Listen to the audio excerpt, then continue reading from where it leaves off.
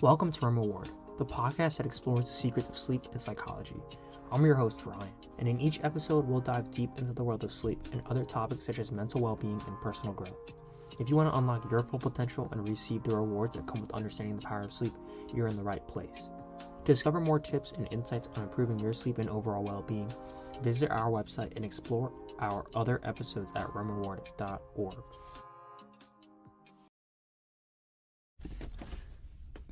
Today we're joined by Jeanine Klotzkin, a licensed professional counselor and creative arts therapist with over 30 years of experience helping overcome anxiety, depression, trauma, addiction, and relationship challenges. Jeanine brings a rare blend of clinical expertise and compassion, specializing in the powerful link between restorative sleep and emotional healing. Her work draws from modalities like the mindfulness, internal family systems, EMDR, somatic and expressive therapies, and CBT, as well as psychedelic integration and the holotropic breathwork. In this episode, we'll explore why quality sleep is the foundation of psychological well-being, the surprising ways mental health challenges disrupt sleep, and real-life breakthroughs when sleep coaching changes everything. Whether you're struggling with insomnia or simply curious about the mind-sleep connection, this conversation is full of actionable insights to help you heal, starting tonight. Okay, so for my first question, why is quality sleep such a crucial part of emotional and psychological well-being? Yeah, I probably will say this about all your questions, but great question. Um, it's it's it is crucial to emotional and psychological well-being for a bunch of different interconnected reasons. So I'm going to name like about five or six of them. All right. So first is for emotion regulation, which really just means that when we have feelings, we can manage the feelings, that they don't get out of hand, either inside of us or outside of us. And when we sleep, particularly during deep sleep or REM sleep, our brain processes emotions and memories. I was thinking about this. I know you're a little young, but if you know the movie Finding Nemo, like there's a fish, Dory, that can never remember anything that's happened a second or two previous, right? Right. So that's like a, exaggerated example, but if we don't sleep, things that happen during the day, feelings that happen, complicated things don't get processed. And if they don't get processed, it's almost like they just never happened. Mm. So for that, it's crucially important. So when we don't sleep, there's a disruption in our amygdala, which is our emotion. So it makes sense if our emotion center is disrupted, we become more reactive, more irritable, and more easily overwhelmed. The prefrontal cortex, which you might know a little bit about, that's sort of what develops throughout the teenage years into the early 20s and even sometimes late 20s. That's what gives us good judgment about things. And the prefrontal cortex becomes less effective without sleep. So, especially during the teenage years and in the 20s, sleep is really what helps that prefrontal cortex. And the prefrontal cortex really would be helpful in managing emotional responses. Um, I'm going to go on. There are a whole bunch of them, but you can stop me Yeah. because there's so many things that sleep really does impact with mental health. Um, Sleep reduces cortisol. Cortisol is one of the stress hormones. And that's, you might know too, is like we call it the rest and digest, the parasympathetic nervous system. So without sleeping in general, our cortisol levels will overall be much higher. Um, and as we'll talk about more, I'm sure, as we go on, poor sleep is connected to anxiety, depression, and a whole host of other mental health issues. Um, and with a lot of them, and again, I think we'll talk more about this, it creates a feedback loop. Hmm. So sometimes it starts with the sleep, poor sleep, or sometimes it starts with the mental health. But if we're not sleeping well, we can get more anxious and depressed. If we're more anxious and depressed, it's harder to sleep. So it can really get in this negative loop. Um, Yeah. Sleep also regulates our neurotransmitters like serotonin and dopamine, which are really important for feeling good and having our mood be stable. Um, in terms of like when difficult things happen, REM sleep is really what helps us deal with the emotional issues of our day and process the complex experiences, right? Mm, So essentially, emotional learning does not happen without sleep, and specific REM sleep.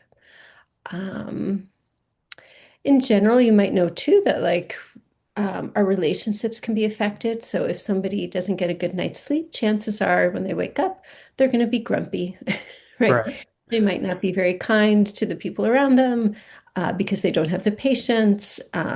They might be in a bad mood. They also will be, it'll be harder for them to pick up on social cues, right?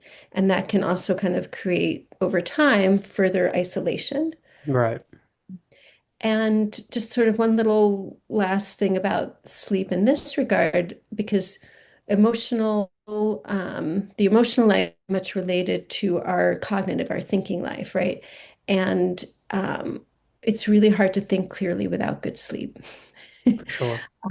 So, for a whole variety of reasons, but decision making, problem solving, all these things, I'm sure like you just if you had a test the next day, if you get a really bad night's sleep, it's good. There's no way to have it not impact it. So Hmm. for a huge number of biological reasons, sleep and mental health, psychological health, emotional health are really tied. Yeah, for sure. I mean, as you mentioned, it really does seem like sleep impacts everything, emotional, psychological, even social and physical. Right. Um, and Right. yeah, that's amazing. Thank you for all that information. Yeah. My next question is, so you work with people facing, anxiety, depression, and trauma. So how do those challenges show up in their sleep patterns? Yeah. So, right. So those are sort of the kind of big three. So depression, one of the actual like DSM criteria for depression has to do with sleep. So poor sleep can be, mostly it's not, it can be a sign of depression.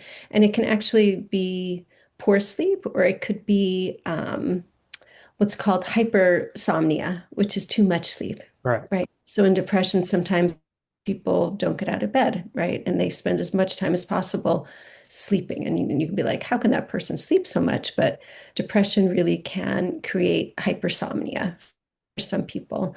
And also the opposite too, insomnia, right? And Hmm. people not sleeping. So anxiety can absolutely impact sleep. So if you think about what needs to happen when somebody goes to sleep, it's really two things. The mind needs to be calm and the body needs to be relaxed, right? That's what we're always going for when we fall asleep, right? Right. Because if our body is, antsy, it's going to be really hard. We'll be tossing and turning. We'll be like getting up to check something, Hmm. like that desire to move is not what you want at bedtime, right? Right. And if our mind is going, right, that's also going to make it super hard to go to sleep. And with anxiety, both the mind and the body are impacted. So you'll often hear with anxiety, people are overthinking or worrying or having racing thoughts, or even for the body with anxiety, people can have like muscle tightness and like racing heart. And Hmm. so anxiety so impacts the body and mind, and to get the body to sleep, it's almost the opposite of what anxiety does. Right. Yeah. Um, and I like to say, I'll go on a little tangent here, that it's really important to think about the mind when we think about sleep, right? Because our minds can be really difficult to manage. And I'll mention a few ways that um, our minds can be problematic for sleep. So many of us have what's called monkey mind. I don't know the last time you went to the zoo and saw the monkeys, but they're generally like jumping from here to there to here to Right. there to Right. here to there. So our minds do the same thing. It's like, I have to go do this, but what about that? And then I have to call her back. Well, why did you text me? I have to text her back right now. But what am I going to eat for lunch? I already packed lunch. I did. I don't really want to eat that one. It's just sort of like Yeah. all over the place and like unfocused. And then sometimes we get the almost what's like the opposite of that is we get what I call broken record, although not everybody remembers what a broken record is like. So a record can skip and Right. just play the same like few lyrics over and over. So that's where we get the same thought and it just goes over and over. It's like, Hmm. what am I going to do about that? Whatever. What am I going to do about that test? What am I going to do Yeah. about that test? What am I going to do about that test? And there's no movement, there's no processing. It's just the same thought over and over. Hmm. Our minds can also really just be focused on the future, like planning, worrying, or thinking about the past, ruminating, kind of keeping us from being present, right? And Right. again, to fall asleep, our minds really have to be present. Um, and this is actually one of the reasons that mindfulness and working with the mind, whether it's to treat anxiety or sleep, can be super helpful, right? Hmm. Because if there's any degree of any of these things, right, when you're trying to fall asleep, whether it's monkey mind, broken record, minds, in the future, upset about the past, none of that is going to be conducive to sleep. Um, Right. so anxiety, um, really in a huge way connected to sleep. And then lastly, with trauma, first of all, trauma can manifest as anxiety, right? PTSD is essentially an anxiety disorder. Hmm. Depression, OCD, there are lots of mental health challenges connected to trauma. And sometimes we'll see more extreme things like nightmares, night terrors, along with the anxiety and depression. So truly mental health and sleep in this way are absolutely connected. Yeah, makes a lot of sense. As you mentioned, it does seem like you can kind of see the cycle that could go on if someone is facing one of these emotions and how the sleep can make it worse and it could continue going on. Uh, Right. yeah, it's a great point. And are all sleep problems tied to emotional or psychological causes, or are there different kinds of, for example, insomnia that show up in your work? Yeah, so I would say it's always best to try to figure out if there's something physiological going on first, Hmm. right? I mean, chances are there's some, emotional or mental health things happening, but really, first of all, we have to look at, just off the top of my head, like medication, right? Especially like ADHD medication, most of it is stimulant medication, right? Right. So if somebody takes, their long acting starting at 6 p.m., right, it's going to be a real challenge to go to bed potentially. Hmm. Um, and lots of other medications people take can be stimulants. Or things you drink, right? Energy drinks, coffee, Right. tea, right? If you're like, 9 p.m., like, oh, I got to finish this, whatever paper study for this test, and 9 p.m. you have some coffee, and then you think you're going to be able to fall asleep really easily at like midnight. Some people can, but most people can't. And even the Right. ones that can aren't actually going to get the quality of sleep that they would if they weren't caffeinated. And then there are also health conditions. Some people have chronic pain, like hyperthyroidism, like there are different health issues that also could contribute to sleep. Um, Also, as people age, sleep quality decreases. Mm. So Yep. it's a joke. So I'm in my 50s, and amongst my friends, our joke is that the one thing we would want, like from youth, is sleep. Because the quality of sleep, it doesn't matter like what you do, like it's just never Right. the same. So it's normal though, over the course of someone's lifetime, to have less quality sleep. And that doesn't mean there are not things to do to, keep it as good as it can be. Hmm. But sometimes, people are having sleep issues and it's more, excuse me, an issue of age, right? So, Yeah. someone who's 75 comes to me and they're like, I just don't sleep like I did when I was young. It's like we need to now accept that sleep is not going to feel like that Yeah. Yeah. anymore, right? Yeah. Yeah.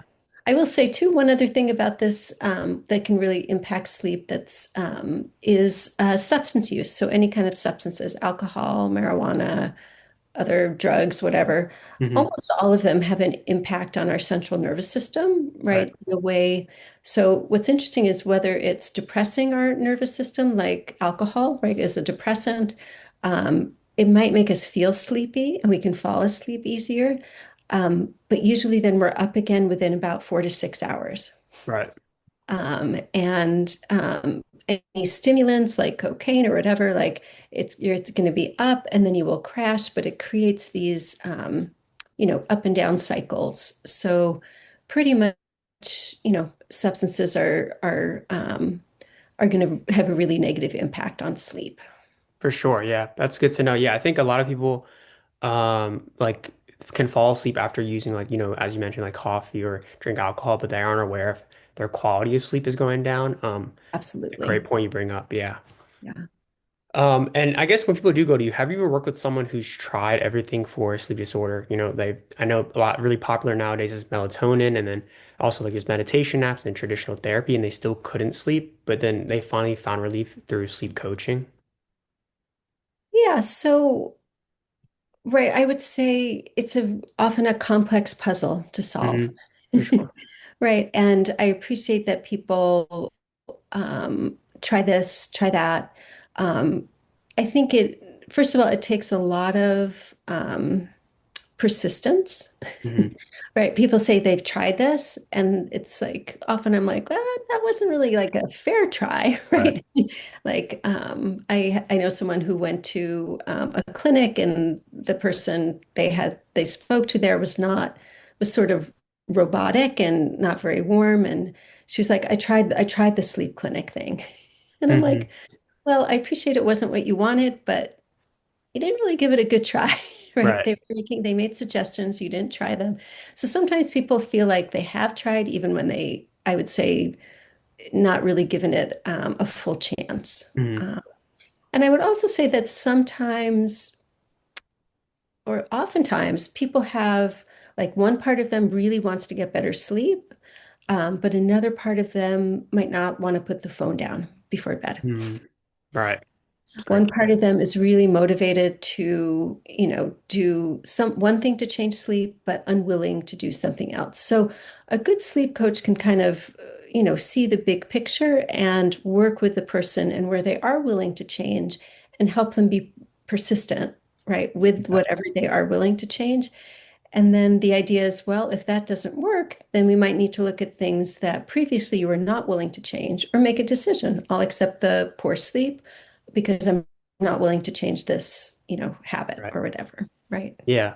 It's a great point. Again, I think that really shows that, you could go to a sleep coach, but it really matters to you on if you're willing to commit and stay persistent, as you mentioned, and changing your habits. Yeah.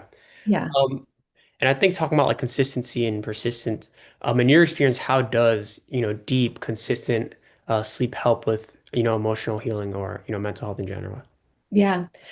And again, they're just so connected, Hmm. right? For They're sure. just so connected.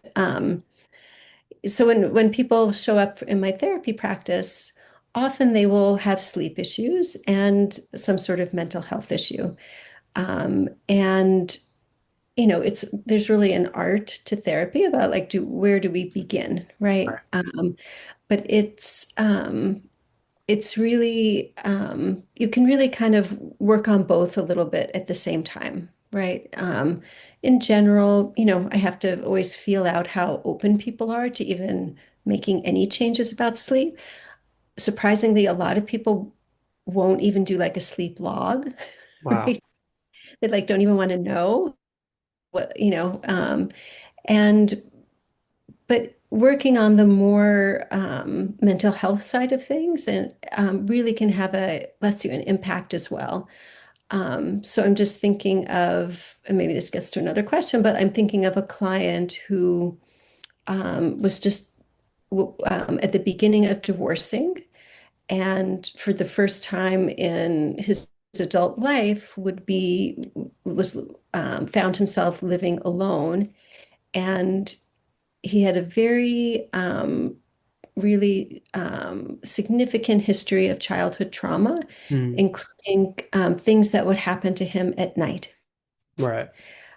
So the idea of sleeping in a room without his partner was terrifying. Right. Wow. So he was not sleeping because he was terrified, and even like with the lights on, and would have to like distract himself to try and fall asleep. And over time, as we began to really address this childhood trauma, really, within like 6 or 8 weeks, things were already shifting in his sleep. It was Wow. like, I can turn the light off now. I don't have to distract myself as much. I still have to play music or, have some sound in the room. I have to have some light on, but it was really going just very, I would say, organically in a nice direction. So really sometimes the sleep is a outgrowth, right, of the trauma or mental health challenge. Yeah, that's an amazing story. And as you mentioned, yeah, that was my next question. I was going to ask if you could share a story about someone's healing journey Yeah. after their sleep improved. So yeah, that was a really inspiring story. That's really great to hear. I can also say I worked for many years in an outpatient clinic for drug and alcohol abuse, and so much success there, like so much, people feeling like they have a new lease on life when they're able to slow down or use less or even stop using substances and actually get sleep, really, again, because then the next day their judgment is so much better, right? So that's also a cycle. Like I didn't use alcohol and I had a good night's sleep and I woke up and I'm more capable of choosing not to drink today because I had a good night's sleep. Right. Right. So it just really, and stopping using drugs or alcohol is one of the hardest things people can do. But again, over time, and the focus on sleep as a support for that, it's a even though we can get in bad cycles with sleep and mental health, we can also get in good cycles, right? So Yeah. those good choices people make the next day can support recovery, right? Yeah. I think that is really an amazing point you bring up. A lot of people focus on that negative cycle that is possible.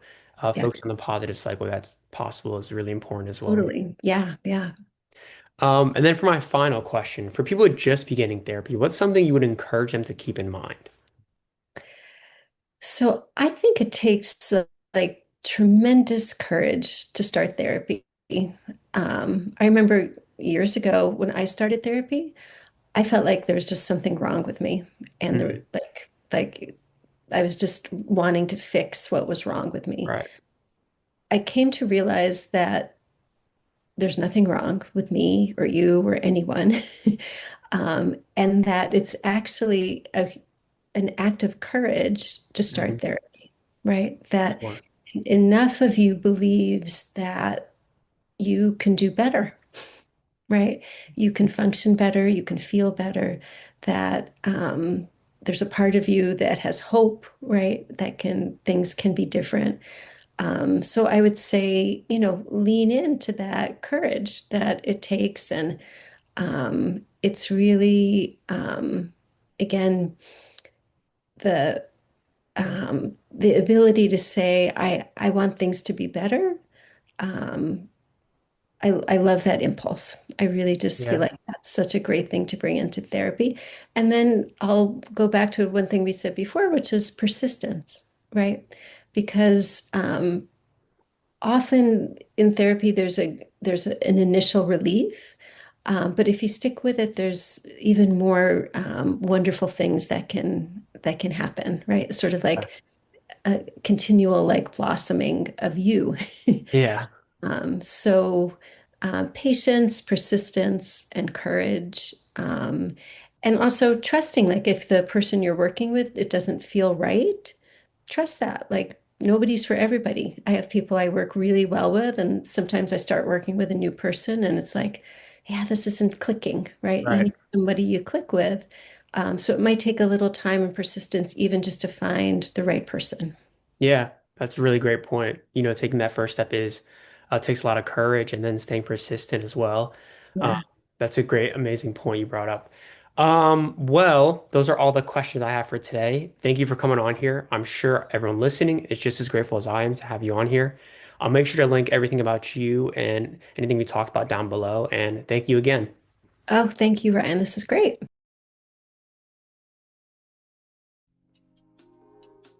Thank you for tuning into the Reward Podcast. Before you go, we'd appreciate your support by subscribing, liking, and leaving your thoughts in the comments. Stay tuned for our next podcast, where we will be joined by a special guest speaker to explore even more about the fascinating world of sleep and psychology.